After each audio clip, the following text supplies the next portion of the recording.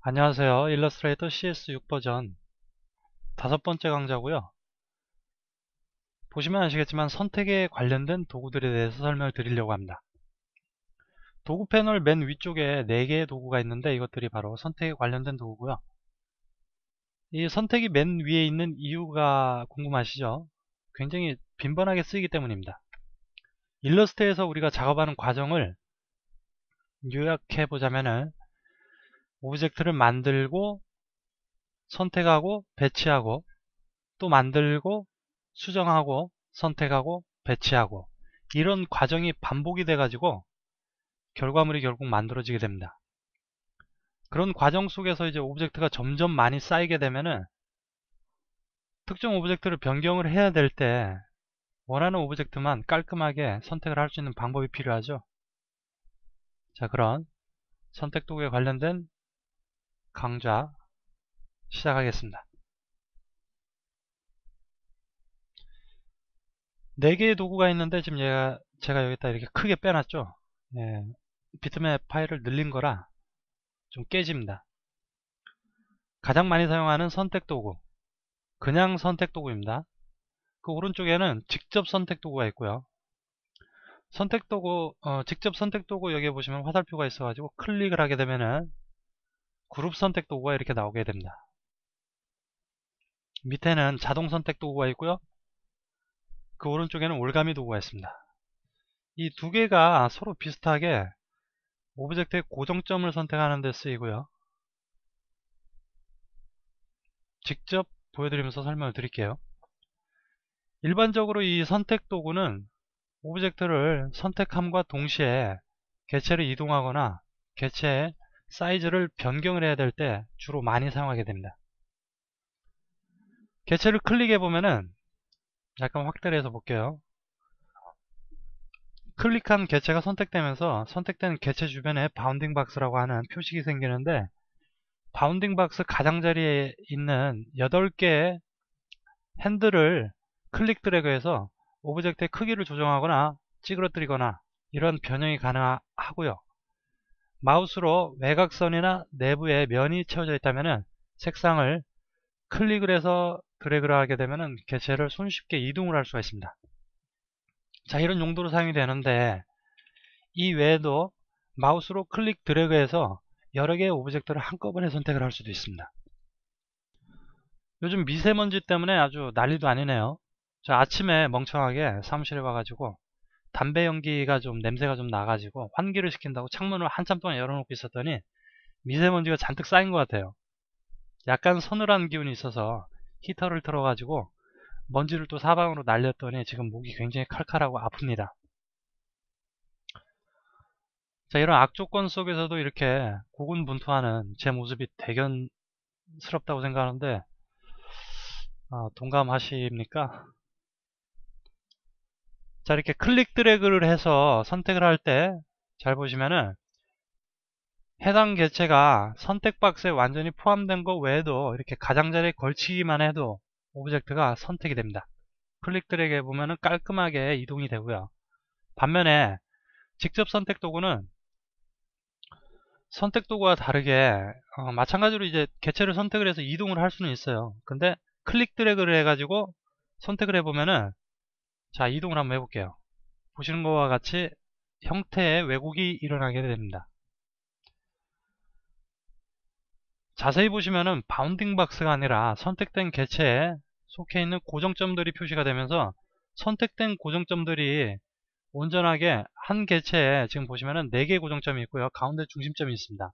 다 선택이 되면은 개체를 이동할 때 온전하게 이동이 되지만은 일부분의 고정점만 선택이 되면은 이동을 했을 때 해당 고정점들만 이동이 되면서 자, 이와 같은 왜곡이 생기게 됩니다. 자, 그래서 이 직접 선택 도구라는 것은 우리가 어떤 오브젝트의 외형의 변형을 주기 위해서 사용을 할 때 해당 고정점들을 선택하기 위한 도구로 사용이 됩니다. 자, 요건 한번 치워버리겠습니다. 자, 이런 그림이 있는데요. 어머, 벌써 뽀뽀를 하고 있네요.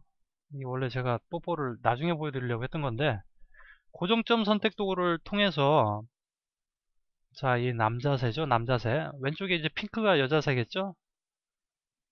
자, 이만큼의 고정점을 마우스로 선택을 한 후에 끄집어 내리면은 이렇게 밑에서 땀을 뻘뻘 흘리면서 바라보고 있는 형태가 됩니다. 자, 아까처럼 다리를 길게 늘어뜨려 가지고 다시 뽀뽀를 할 수도 있고요. 혹은 주둥이만 잡아 가지고 자, 이렇게 주둥이를 눌려서 뽀뽀를 할 수도 있죠. 아, 지금 모양이 좀 찌그러졌네요. 자, 이렇게 뽀뽀를 할 수도 있습니다. 자, 이렇게 직접 선택 도구는 오브젝트의 고정점들을 선택을 해서 위치를 이동을 하거나 변형을, 형태의 변형을 줄 때 사용을 하는 도구라고 생각하시면 되겠습니다. 자, 그 밑에 있는 자동 선택 도구가 있습니다. 자동 선택 도구는 선택을 할 때 설정할 수 있는 여러 가지 옵션을 제공하는데요. 마우스로 더블 클릭을 해보게 되면은 자동 선택 옵션 대화 상자가 뜨게 됩니다. 칠색상, 선색상, 선 두께 여러 가지 옵션을 선택을 해서 동일한 옵션을 가지는 오브젝트들을 근접 값을 이용을 해서 비슷한 오브젝트를 선택을 해줄 수 있게 해주는데요. 자, 이쪽에서 다양한 색상과 불투명도 그리고 외곽선의 두께와 외곽선의 색상이 서로 다른 오브젝트들이 이렇게 난잡하게 놓여있는데 여기서 특정 오브젝트만 선택하고 싶을 때 자동 선택 도구를 사용할 수가 있습니다.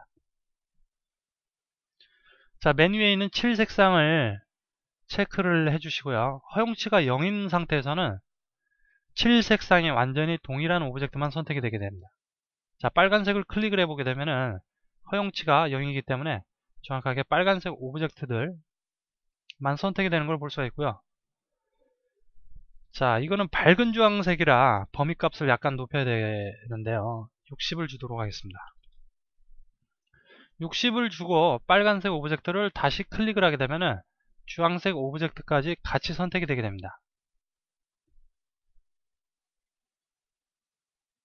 자, 이번에는 선 색상을 기본값인 허용치 20으로 두고 자, 외곽선 테두리 색상이 흰색인 게 있고요. 빨간색인 게 있습니다. 자, 검정색 오브젝트들인데요. 클릭을 해보면은 검정색 오브젝트 테두리가 빨간 것들만 선택이 되고요. 자, 보라색 오브젝트를 클릭을 하게 되면은 흰색 테두리를 가지고 있는 오브젝트가 모두 선택이 됩니다. 자, 선 두께를 체크를 하고 빨간색 오브젝트를 클릭을 하게 되면은 거짐 다 선택이 되지만은 자, 색상에 관계없이 빨간색도 선택이 되죠. 선 두께가 두꺼운 흰색 오브젝트는 선택이 되지 않는 것을 볼 수가 있습니다. 물론 허용치 값을 굉장히 높이게 되면은 다 같이 선택이 되겠죠.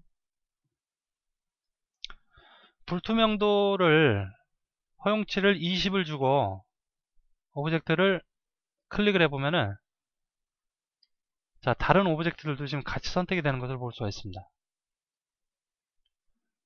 자, 0을 주고 여기에 투명도가 적용되어 있는 오브젝트를 클릭을 해보면은 자, 연두색과 주황색의 투명도가 50%씩 적용이 되는데요. 같은 오브젝트들끼리 선택이 되는 걸 볼 수 있습니다. 자, 혼합 모드는 투명도 설정에서 블렌딩 모드가 있는데요. 노말도 있고 자, 투명도 팔레트 한번 볼까요? 투명도 팔레트가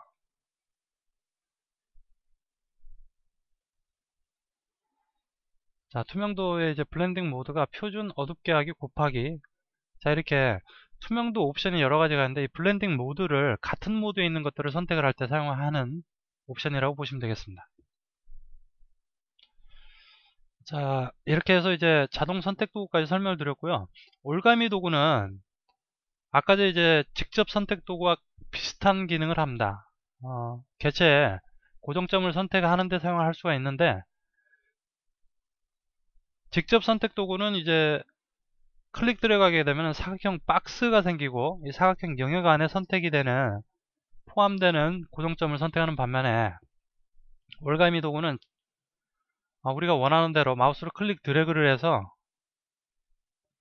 자, 이렇게 원하는 부분을 선택을 한 후에 마우스로 클릭 드래그해서 이동을 할 수가 있습니다. 자, 이럴 때 사용하는 게 이제 올가미 도구고요. 이 외에도 선택하는 이제 방법에 대한 것들이 좀 더 남아 있습니다. 도구가 아니라 방법에 대한 설명이 있으니까 아무래도 강좌를 여기서 끊어야 될 것 같아요. 다음 강좌에서 선택의 나머지 방법에 대해서 한번 설명을 드려보겠습니다. 감사합니다.